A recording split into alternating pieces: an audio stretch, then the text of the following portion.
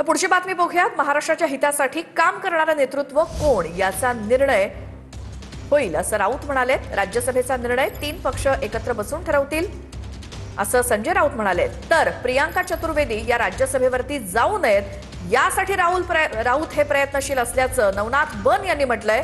तर ठाकरेंच्या शिवसेनेला राज्यसभेची संधी मिळू नये असं संजय राऊतांना वाटतंय, असा आरोप नवनाथ बन यांचा। आधी निर्णय तर होऊ द्या। भाजप कुर्बानीवरती आलं म्हणजे ईद वगैरे साजरा करते की काय भाजप?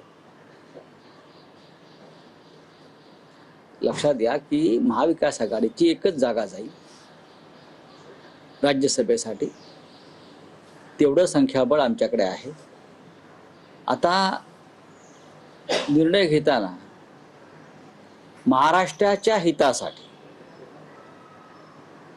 महाराष्ट्राच्या अस्मितेसाठी काम करणारं नेतृत्व कोणतं आहे हे 3 पक्ष बसून ठरवतील आणि अर्थात निर्णय एकमतानंच होणार आहे ना।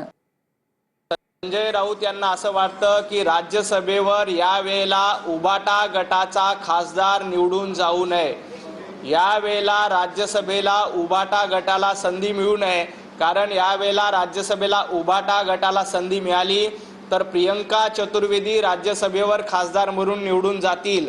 प्रियंका चतुर्वेदी खासदार होऊ नये यासाठी संजय राऊत स्वतः प्रयत्न करतायत आणि यावेळेला राज्यसभेची निवडणुकीमध्ये उबाटा गटाला जागाच मिळू नये यासाठी संजय राऊत यांच्या डोक्यामध्ये गणित चाललंय।